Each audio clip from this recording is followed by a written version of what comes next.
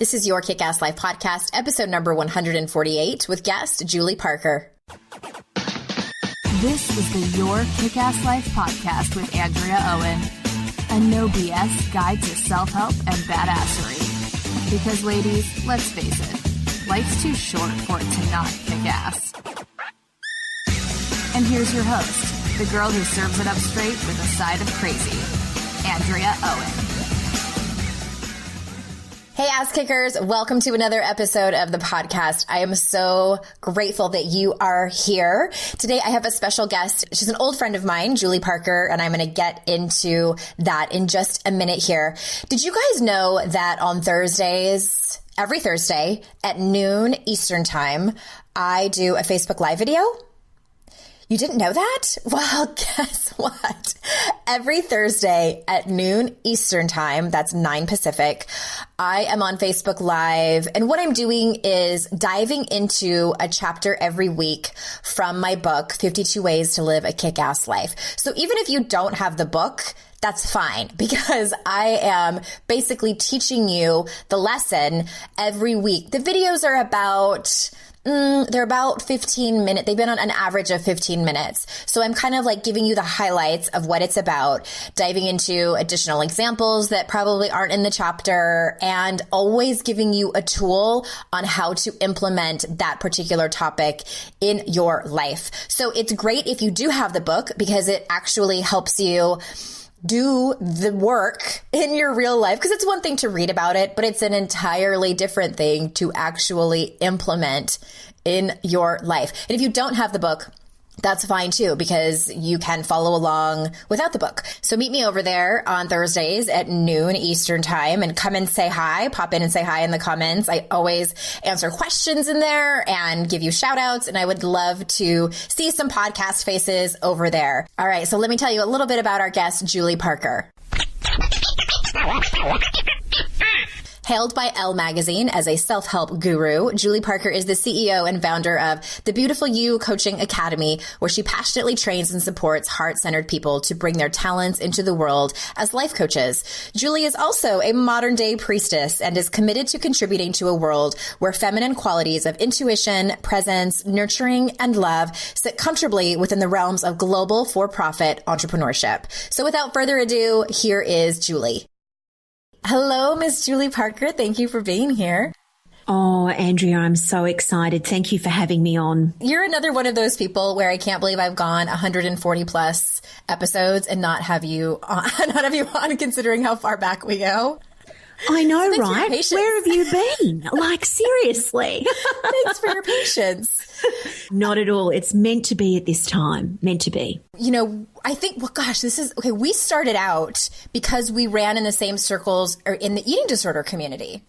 That is absolutely 100% correct. Way back when you were really blogging extensively, I remember, about women and body image and issues of disordered eating. Yes. And I was actually, while running my coaching business part-time, was also the general manager of an eating disorder foundation here in Australia. Now, that's a long time ago. The Butterfly Foundation, correct?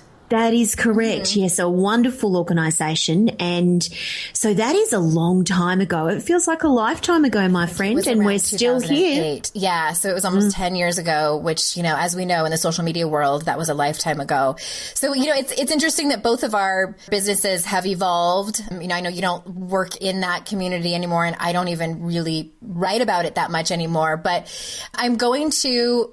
You know, speaking of things evolving and the things that we talk about evolving, so I'm going to speak candidly for a minute because I don't know how else to speak.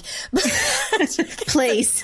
So what is going on with the goddess and the priestess stuff? Okay, so first, let's just start with, what does it mean? So if you could give us the goddess priestess 101. And I did read, I spent quite a bit of time on your blog because I've been following you, and I'm like, what? You're going to these I don't even know what you call them, these gatherings of the priestesses and I'm so curious about it. So give us the rundown. Give us the 101. Well, you know, it's really a challenging thing to speak about because we're talking about a really ancient wisdom that we're trying to bring forth into modern time. And, you know, I've got news for you, Andrea, just in case you don't realize it. You're a priestess too. I kind of figured after I started reading about it. I'm so glad that you have come to that realization, because if you want to know how this started for me, that's how it started. I was interviewing the beautiful Sarah Jenks for She's the been cover a guest of here. Yes, our Inspired Coach magazine, and I asked her, what has been one of the greatest teachings of your life that has helped you be a really powerful and embodied woman? And she said, my priestess path. And when she said that word, I just had a physical reaction. And I was like, oh, I had never heard of that word before. This was a number of years ago. And I asked her where she'd found out about it, and she graciously told me, and I just found myself going down a rabbit hole, and I couldn't stop exploring all of this world of the priestess, the ancient goddesses, women in sacred circle, how once upon a time there was no such thing as the patriarchy, that the masculine and feminine balance in the world was very equal. Men and women had the same burial rights, the same marriage rights, the same financial rights, and I was just blown away by it all, and further explored this concept of women who were modern day priestesses who were attempting to try and really support and encourage and inspire other women to remember this innate power in them. Before, they were told you have to be thin to be accepted, you have to be a certain age to get the promotion, you have to hustle and burn yourself out into oblivion and ignore your intuition and your feminine flow. Back in a time when we really honored our cycles as women and how to work with them, and I just fell into this beautiful abyss of the world of essentially what is the divine feminine. And the more I read about it, Andrea, the more I realized that I was a priestess too, which is essentially a woman who is here to help other women embody their divinity. That you are someone who recognizes the power and beauty and divinity and spirituality of other women, and you would like to step forward into a role of, first of all, healing your own shit. Yep. And getting yourself sorted. And that is a huge part of this path, if you want to talk about that. But then also working on becoming what is known in the priestess and goddess world as an empty vessel, filled with empty presence when you are with other women, to allow them to shine their own light. And I've fallen into the abyss. I'm happily floating, and I can't imagine at this point in time coming out. It's made me a better woman, a better businesswoman, and I'm just so in love with all of it at the moment, and what I feel it's helping me with personally, and how I feel that I'm showing up for other women as well. Well, you are certainly selling it. Because I'm ready to sign up. It's so funny. And one of the many things I love about you is that you explain things so eloquently, and it doesn't hurt that you have such a great accent, which us Americans just love. And because I'll be totally honest with you, when I first heard about it, and it wasn't from you, it must have been somebody else that I saw online, I was kind of did an eye roll. I'm like, what in the world is this? Yeah. I thought and maybe this is a common misconception, but I thought it was we just sit around and call each other goddesses and just validate the shit out of each other, which, isn't that bad. If you want to just do that. But it's so much more than that. And I think the thing that really, this is, okay, let me back up too, because what's interesting is I feel that the universe kind of points us in the direction that we need to go in order for us to learn what we need to learn in order to heal, and then in turn help the world. So personally, I don't even remember. Okay, so I think this happens for a lot of people, just like coincidentally on social media. I kept seeing Megan Watterson's name on Instagram. So I followed her and then I read the book Reveal, or actually listened to it on audiobook, totally blew my socks off. And I'm going to invite her to be on the podcast. And, great book. And she talks a lot about that. And she also talks a lot about the ancient Hindu goddesses.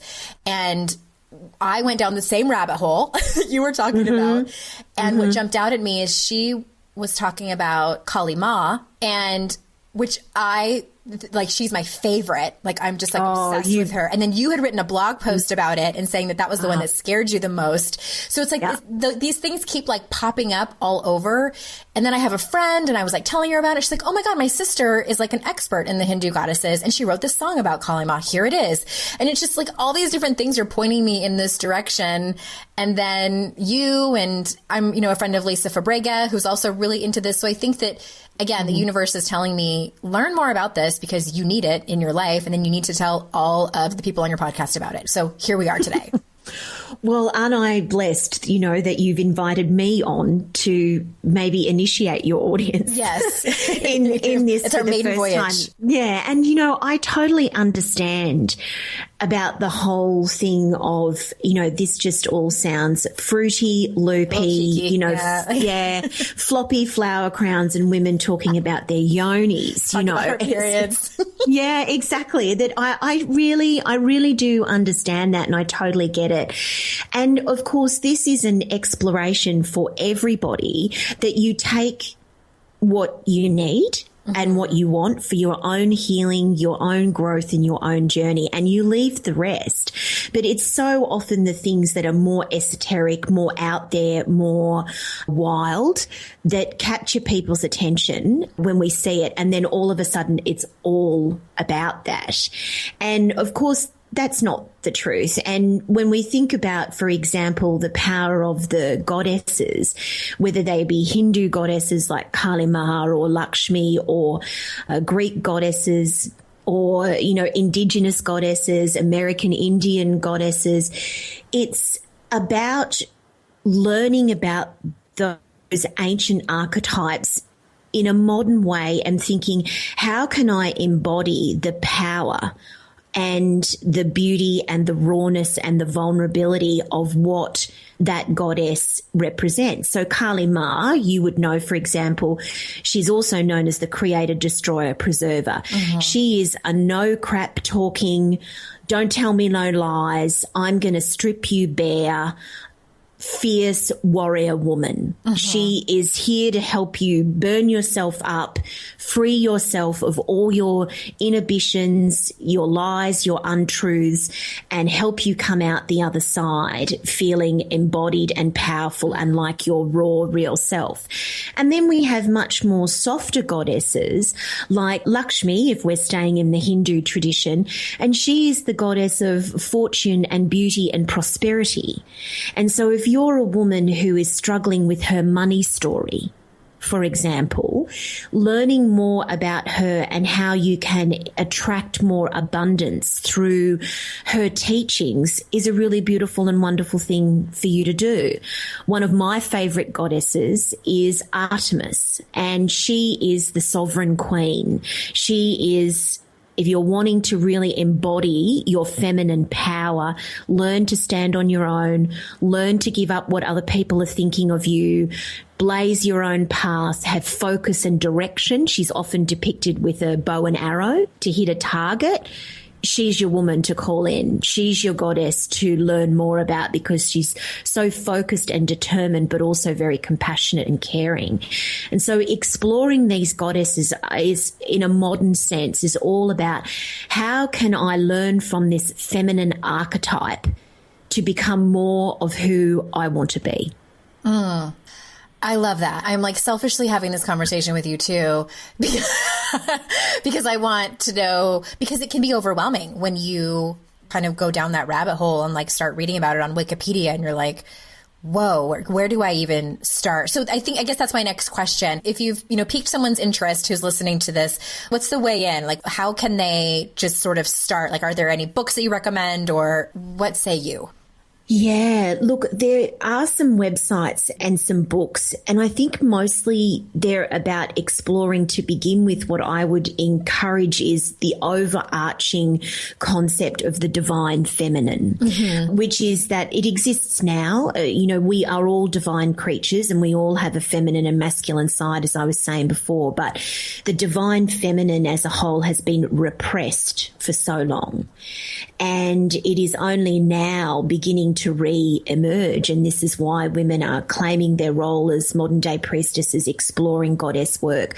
So a wonderful website to explore is priestesspresence.com by a wonderful woman called Elaine Doherty. She's actually in California, but she's originally from the UK. Everyday Goddesses is a wonderful book, and gosh, the author is escaping my mind. But Andrew, do you know what I'm going to do? I'm going to send you a list of some recommended books. That would be great. We put them in the show notes. For the notes. Yeah. Let's make sure that we guide everyone towards the right thing. And everyone, very much explore. Please explore this just with an open heart and let your intuition take you where you need to go. There will be some things that you go, that is freaking me out. Yeah. Like, I don't want to go there. And like if anyone Googles Kali Ma and sees the images of her, they might be a little bit freaked out. But it's symbolism. Absolutely. Like the reason she has her tongue sticking out and 8 arms and like a necklace full of severed heads. Yes, that's exactly right, because she's about cutting straight to the truth. Yes. And don't we as women sometimes need that? I mean, so many women are steeped in people-pleasing behaviours. It's all about everybody else except me, all that sort of stuff. And Kali Ma, yeah, exactly. Keep your mouth shut, be small, do all this, don't rock the boat, as you say. Space. Exactly. And she's there to say, damn that. No. Yeah, you can say bad words here. Oh, can I? It's a safe place. Yes. Fuck that. No. That's not right. That's not what you're here for. Stand up, push your boobs out, get your back straight, and girl, let's make this happen. And so if you need courage, she's incredibly fierce to call upon. And when I was working with her, as you know from that blog post that she freaked me out. I was like, I just feel naked. Whenever I think about her, I was maybe creating a little altar to her and, lots of red and fiery colours. It's not usually my vibe. But what I learned from her so much is that she's just here to help you be the real you. She's like, strip it all back, lose your pretensions and just put it out there and have the courage to just really be that. Easier said than done, right? But when you can call on some energy to help you with it, it does make it easier. That's interesting. And I think that what it is, and then I'm making this up, so if I'm wrong, please correct me, but it sounds like the goddesses represent different parts of ourselves, because I think we all have these different parts of ourselves, and maybe just our personalities lean more towards one goddess than the other. Like, for instance, like Kali Ma, like that is like my wisest, biggest self, and that's why I love it. But like some of the other ones, like those are the ones I need to work on. And I think, like, is that kind of what that exactly is? Okay, exactly. You couldn't have described that more perfectly. All of these feminine archetypes live in all of us. It's just that some of them in the light for us and some of them are in the shadow. So, for example, I was the opposite with you. Kali Ma was in the shadow for me. But if you want to talk about Lakshmi and Aphrodite, the goddesses of femininity, beauty, love, gentleness, all that sort of stuff, they're my homegirls. Probably in the shadows for me. Like, I'm not. Yeah, they're my homegirls, those ones. Those archetypes are really strong in me. But if there's anything that this priestess path has taught me, it's that the ones that are in shadow are the ones that you learn the most from. The wise woman archetype was also in shadow for me. I'm 45 this year, and I did not want to look at her in my healing journey and my priestess path at all. I was like, my hair is starting to get grey around the temples. My monthly cycle is beginning to change. And I was like, I am not old. I am not wise. I am not going near that at all. You can take your wrinkly, old, grey-haired, little pictures of stooped over women, and you can shove those because I am not going anywhere near them.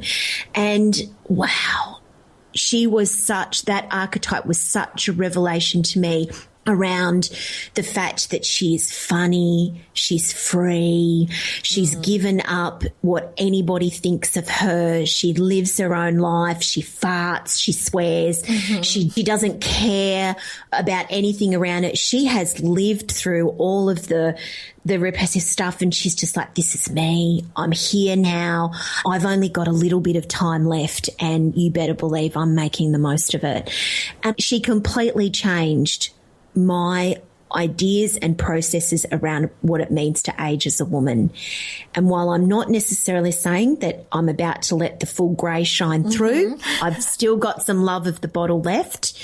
I'm so much more ready for it and feeling okay about it than what I was. Interesting. Okay, so I have so many questions. So, and I want to point everybody to the show notes, because Julie wrote a part 1 and 2 of What is a Priestess, and they're excellent blog posts. And so I want everyone, if you're curious, you can find those links in the show notes. And then also kind of circling back to when you mentioned divine feminine living, you wrote another blog post about that, where I think that we love bullet points, where you bullet pointed, because again, like when I first heard the term divine feminine living, I thought that was like Paris Hilton lifestyle, like the elite, like Ivanka Trumps of the world. Like that's the way if somebody would have on the street asked me what that is, I would have been like, is that some kind of like show on HGTV? Okay. But it's not. No. I was wrong. No. It's definitely not. I just want to read a couple of the bullet points. Is, divine feminine living is things like consciously slowing down and tuning into your intuition, which you mentioned before. And it's so important to becoming deeply connected to and in luscious love with your body. So that's divine feminine living.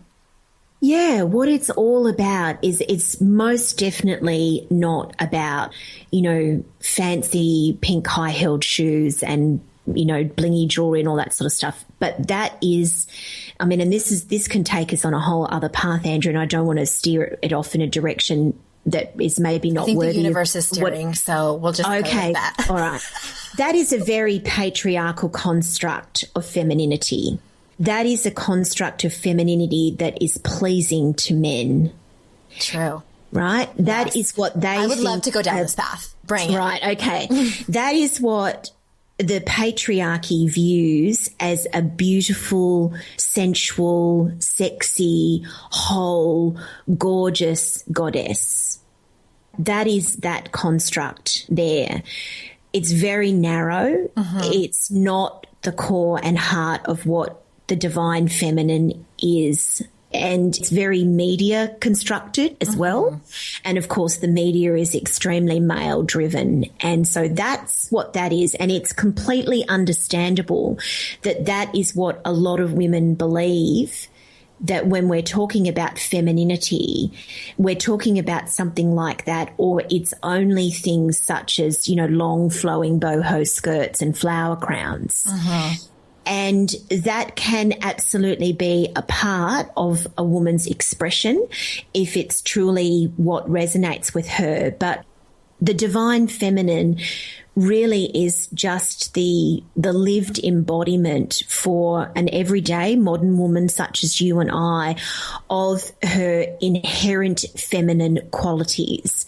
And those qualities include intuition, creativity, nurturing, love, collaboration, sisterhood, rest, sensuality of your own terms, and so much more. It's not about what you look like or wear or any of those sorts of things. And it's those qualities in women that were once in ancient times so incredibly revered.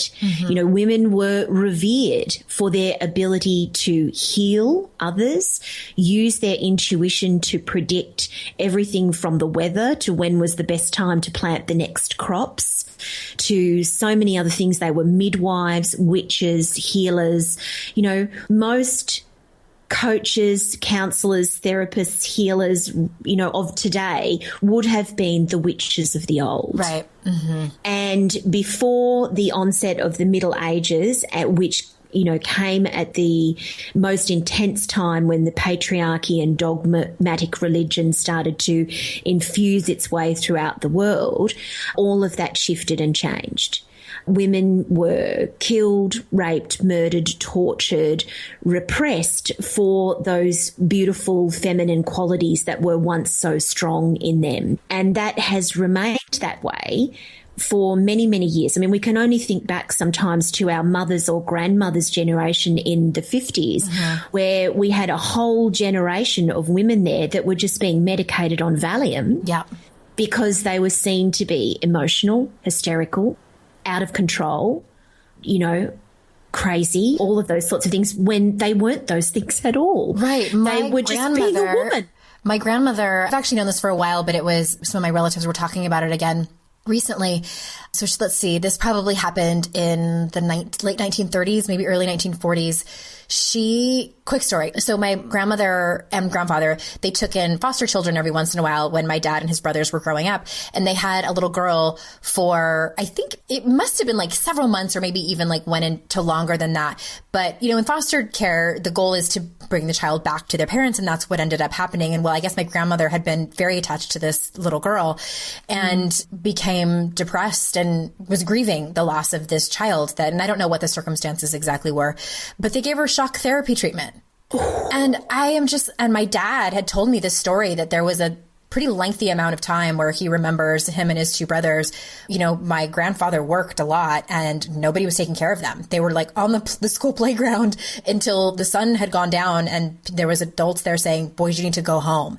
So it like blows my mind. And I don't know the circumstances. I can kind of only fill in the blanks. But what I make up is that this poor woman was grieving the loss of this child, which she probably had come to love as her own, and was depressed and grieving, and whomever the doctor was said, this is total, she's hysterical.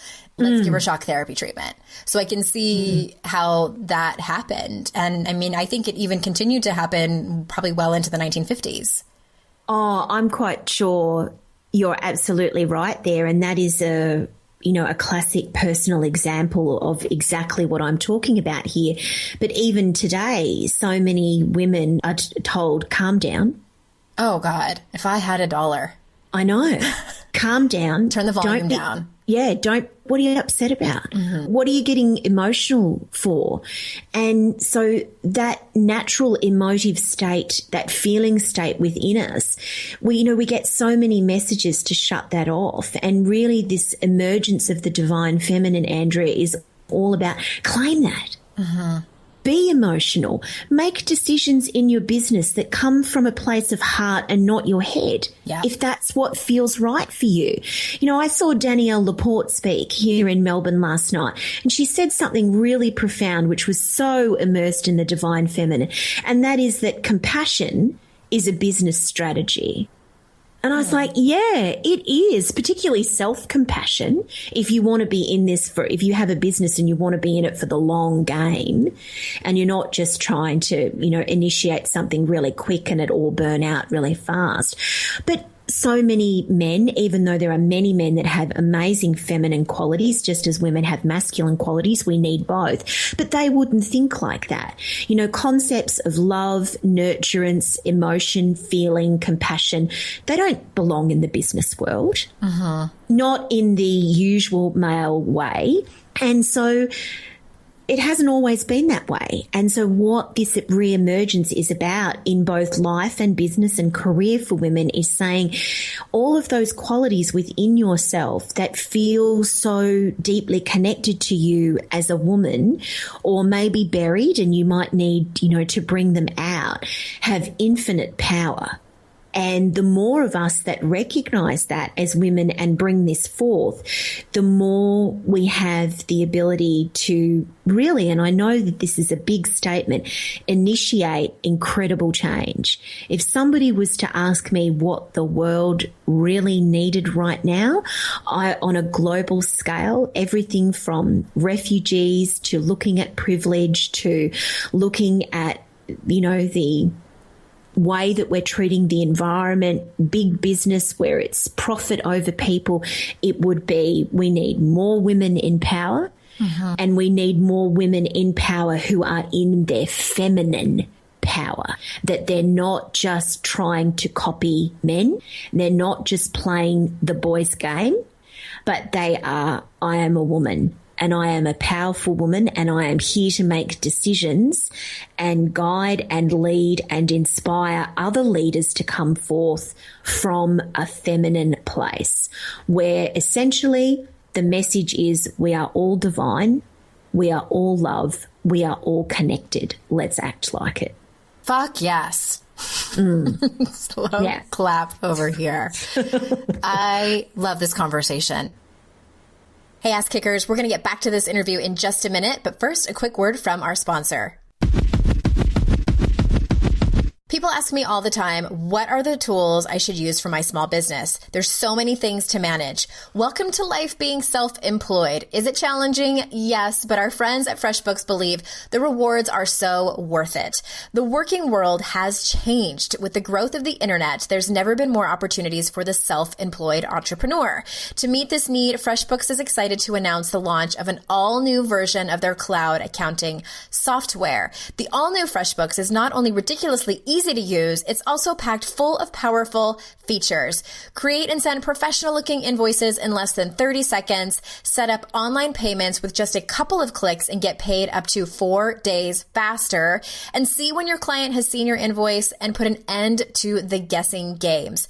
FreshBooks is offering a 30-day unrestricted free trial to my listeners. To claim it, just go to freshbooks.com/kickass and enter your kick-ass life in the How Did You Hear About Us section. There's so many awesome things that I want to pull apart that you said. And I think it's Elizabeth D'Alto. She's been on here too. And she said, I love a line that she says often is that we are not just lovelier versions of men. And I think that's kind of what you were saying about, no, we're not just, stepping in our power to try to imitate how men do it. I think that the whole concept of listening to our intuition, I think, is one that, gosh, if we could just, it's something I talk to my clients about a lot, and as a coach, we're taught to ask powerful questions. And I always ask, like, when someone's struggling with a decision, it can be as simply as this to speak to everyone who's listening, who is struggling with their intuition, is the first question I ask them is, well, what does your gut say? And usually the first answer that comes out of their mouth is their intuition, even if it's not the answer that they want to act on. It's not the answer that they want it to be, but that's it.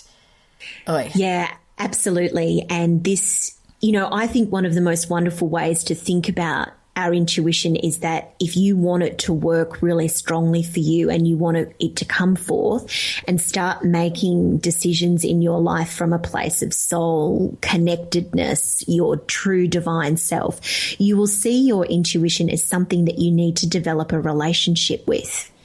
If you don't nurture it and you don't find time to do things such as sit still. I'm not going to sit here and tell anybody start a regular meditation practice. I try my best with mine.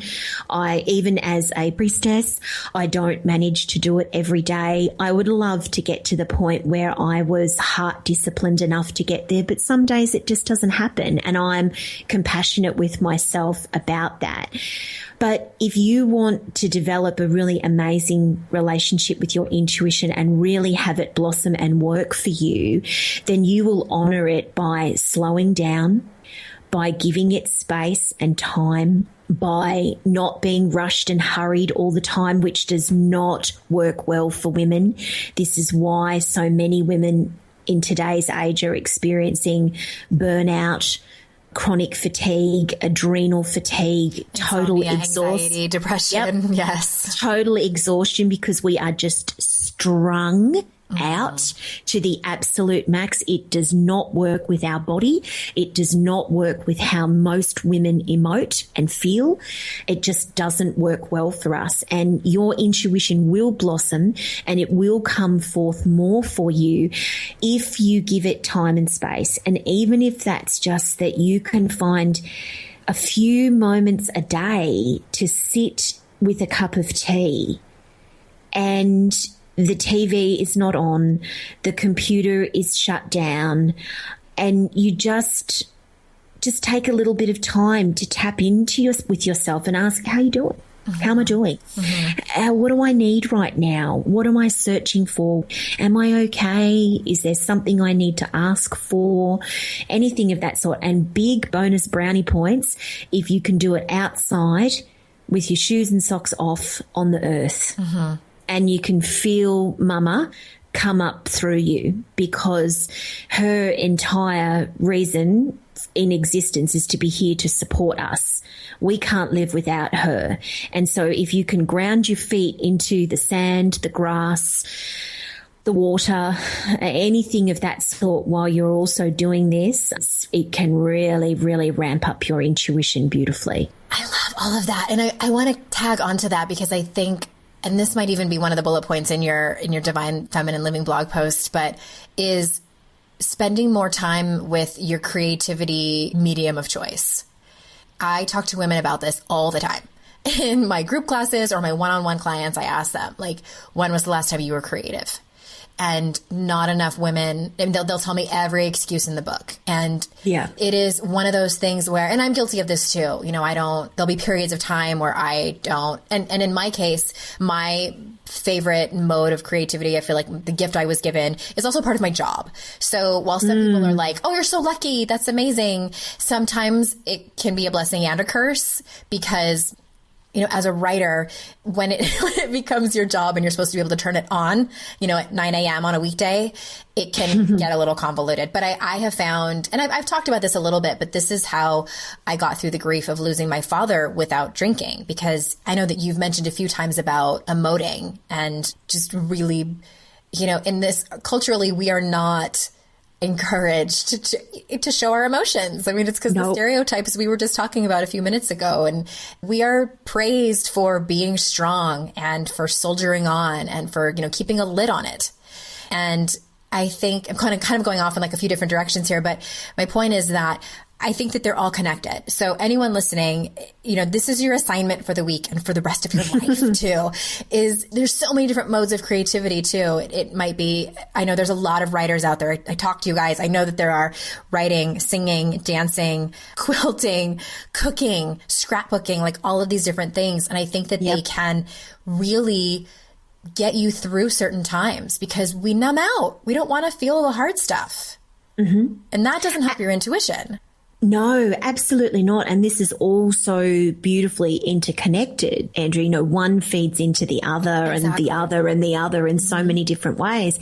And creativity and that side of our brain that is responsible for creativity, I think it's the left, is very much a feminine trait. Now, this is not to say that men are not creative. Of course they are.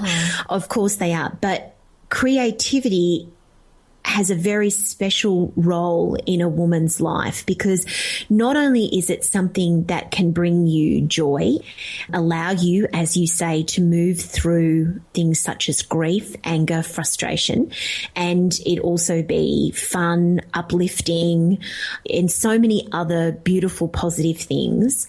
It's also known, particularly for women, to do exactly what it is that you just said, and that is open up your heart and your intuition and your soul voice to come through.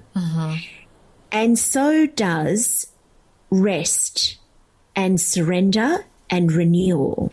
How many women listening have ever had the most brilliant idea for their life or business when you've been on holiday? Or in the shower. Yeah. Or when you're having a bubble bath or something like that.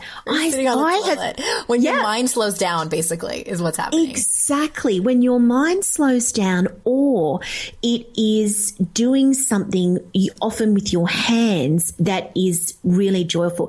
That's why often in women's circles, where we mentioned those briefly before, a lot of women's sacred circles encourage women while they are in circle talking to knit or draw or paint or yarn or color or do anything like that, even when other people are speaking, which can feel and seem a bit strange at the time because you can think, well, that's rude. I'm talking. Eyes here, attention. Eyes here, princess. Thank you.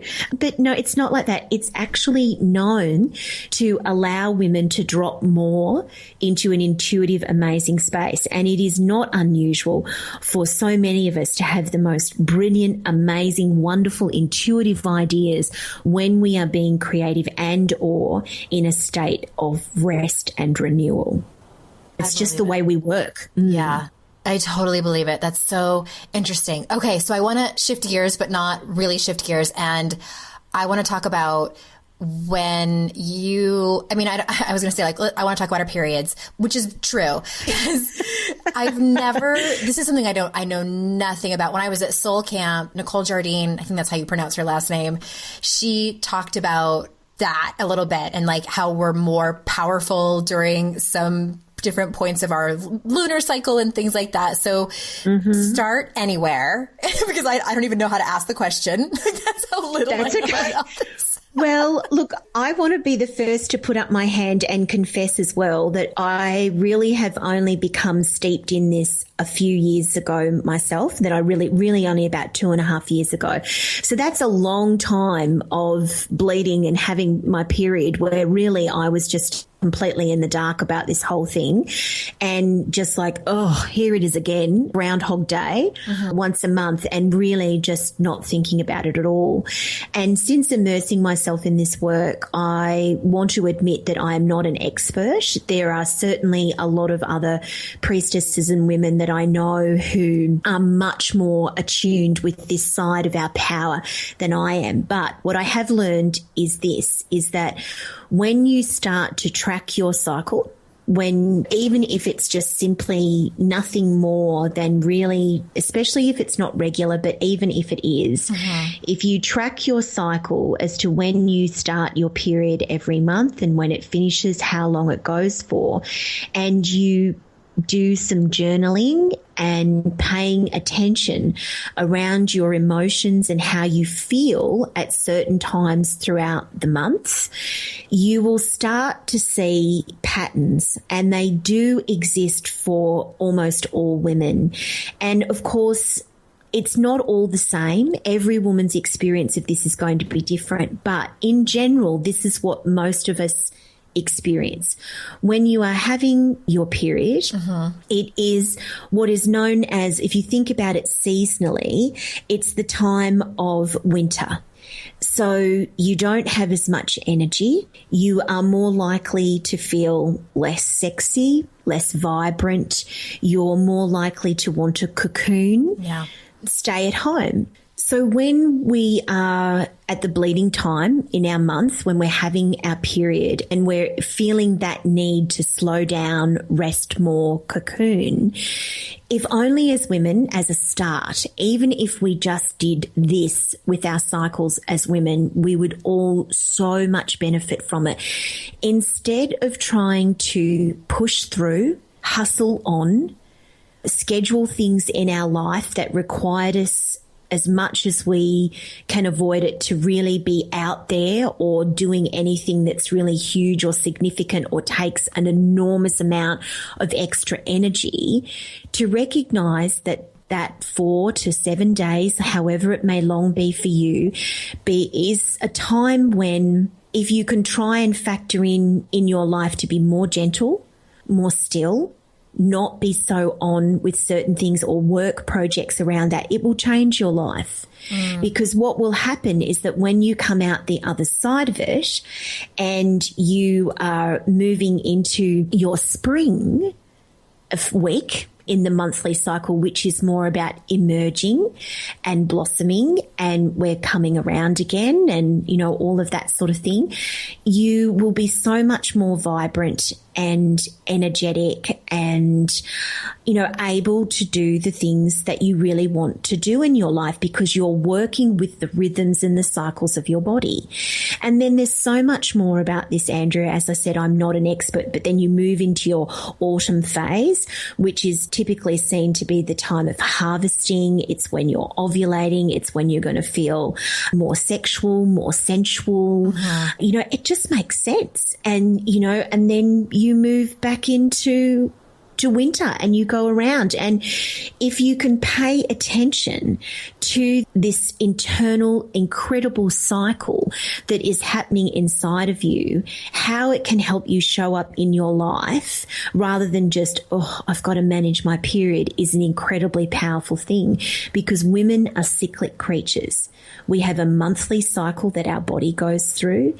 There is the lunar cycle, which a lot of women are very attuned with. The moon is I believe, some people would disagree with this, but, you know, it's Mother Moon and Father Sun. And the moon is often deeply associated with women's lunar cycles and setting intentions and releasing of things, just as we release eggs in our body and let them go. You know, we can release with the moon cycles as well. And these things take practice and they take time to learn and explore and educate yourself about. But as I said, even if any woman listening that is wanting to work better with her cycle, just give yourself a break when you're having your period. Just give yourself a break. It is your body's way of saying you need to rest a bit more and you need to honor yourself a bit more and be more gentle and compassionate. I agree with that. Especially, I think as I've gotten older, I can feel my cycles getting a little bit more, I don't know if rambunctious is the word for it, but I think they're speaking to me more. Like for me, it's the day before my period. I know I'm so tired. I will skip a workout, no problem, on that day. And during the time when I'm ovulating, I think I make up, I'm not a doctor, but I make up that this also has to do with my age. You know, I'm getting to that point where it's like the going out of business sale where my body's like, we've got a few eggs left. We're going to make some babies. So hurry up and go now. You know, and I'm like checking out construction workers that I would like never have normally. I'm not kidding you. Like that is the actual story. Like I'll be like driving by. Yep. Yeah, my body's like, mate with them now. I'm like, no. It's powerful though. It's powerful. And I believe all of that. I'm going to run out and learn all about that. So, okay, I have a question. What do you do at these, what are they called? Like priestess gatherings? Because I know you were at one not that long ago, right? Like, what do you, it's like, I feel like it's like the secret society where you wear like flowers in your hair and you have like secret handshakes. What are you doing? No. Of course. Not at all. Well, look, most of the work that I've done in relation to this has been online. And so that really has been my immersion into it. But this year in particular, I am undertaking what is called shamanic womancraft studies, and that's an in-person and online experience. And essentially what that is the study of the ancient practice of shamanism, which again is all just about the things that we've been talking about. Using, you know, the amazing power of your intuition, women's healing, embodiment, those sorts of things. And we're actually getting together for a number of experiences over the year. And we've had the first one. It was actually in late last year. And, you know, it wasn't like that at all. We came together and talked and ate, and we had workshops around things such as connecting with our inner wisdom. We spoke a lot about, we did some outdoor based things because it was a camping experience based around the elements like fire, earth, air, and water. Right. Yeah, and what they mean for us in our lives. We spoke a lot on that first weekend about our cycles. That was a really significant part of it, and a deep encouragement over the next 12 months is a really significant part of our studies, I suppose, to really understand more about how our cycles work and how we can really use them in a very powerful way, especially when we live in a society that still ignores them and just wants them to go away in so much. That that was really powerful. And we also made a drum. So you might have seen some in sacred ceremonies, some men and women use a drum, and this is something that's used to help with meditation and exploration of your inner world, and that took up an enormous amount of time in that experience as well.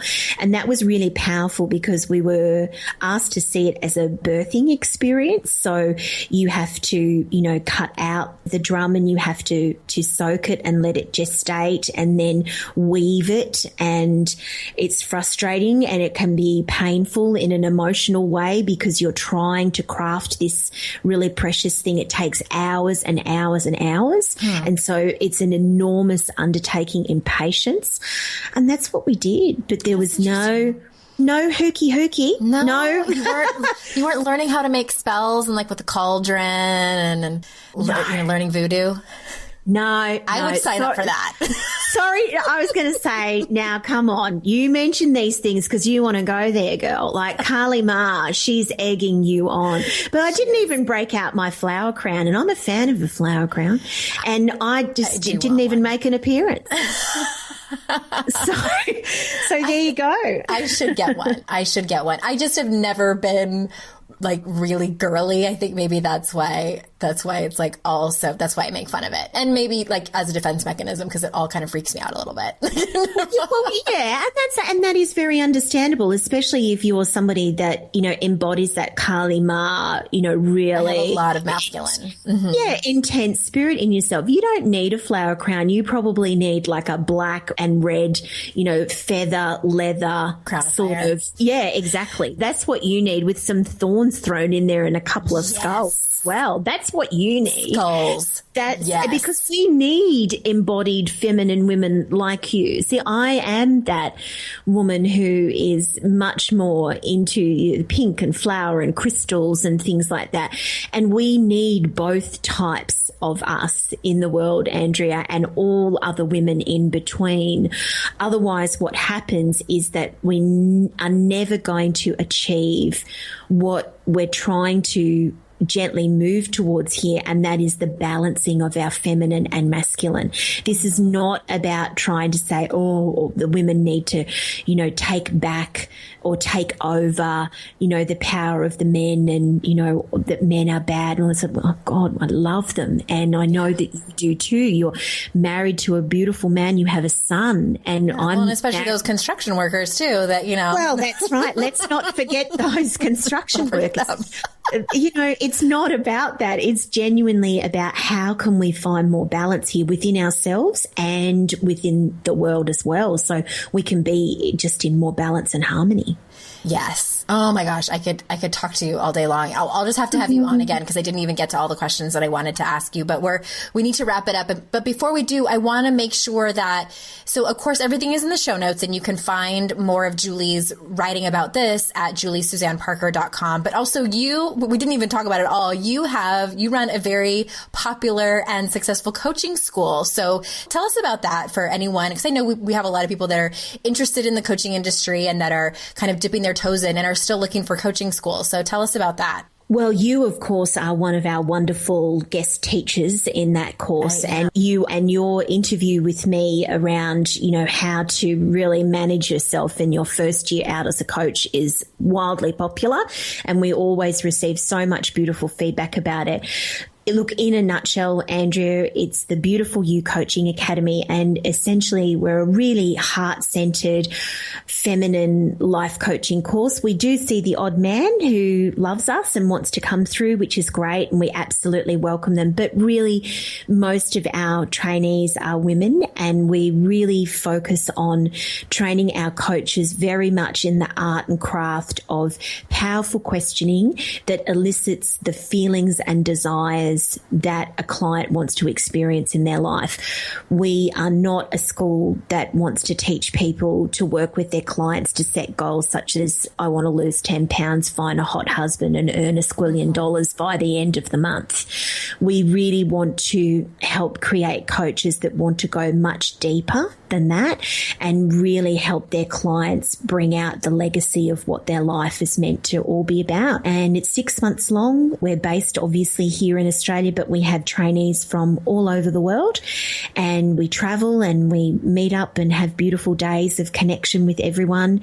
And I'm passionate and absolutely, I love it. I love it so much. And it's something that is, my priestess work and personal journey is something that is both separate to that, but also deeply connected. I'll bet. And yeah, and it has become more so. Like, we're not a spiritual life coaching training school, and we welcome people of all faiths, religions, spiritualities, and none of the above. Mm-hmm. But there's no doubt that, you know, undertaking this journey for myself as a priestess and learning how to hold deeper space, be an empty presence, tune in to intuition, and really open up that soul part of ourselves. It's made me a better trainer. It's made me a better coach. And so I just won't be in denial about that anymore.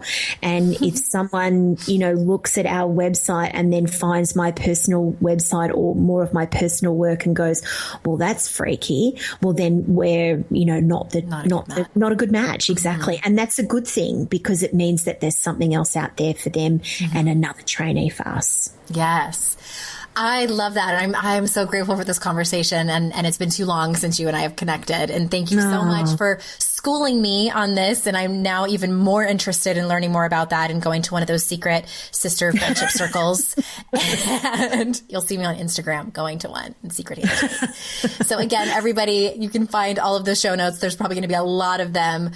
All the links, I should say, in the show notes. And thank you again so much for being here, Julie. It's been just a pleasure. Oh, my heart to you, Andrea. Thank you so much. Thank you. And again, thank you everyone for listening. And until next time, I will see you all out in cyberspace. Bye-bye.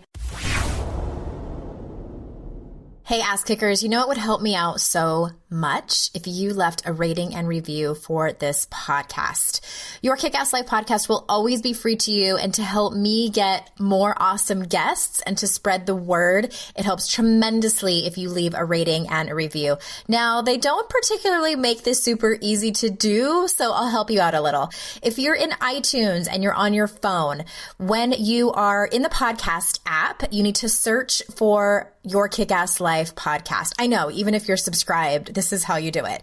So when you search for it and you see it come up, click on the cover art, then towards the top where it says reviews, click that, scroll down a tiny little bit, and then click write a review. Stitcher is a bit easier if you're on Android. The easiest way I found to do this is to type into Google, Stitcher.com, Your Kick-Ass Life, and voila, my podcast should pop up as the first link. Scroll down and click write a review. That's it. Thank you so very much. You have no idea how much it helps me when you do that. All right. I'll see you next time. Bye-bye.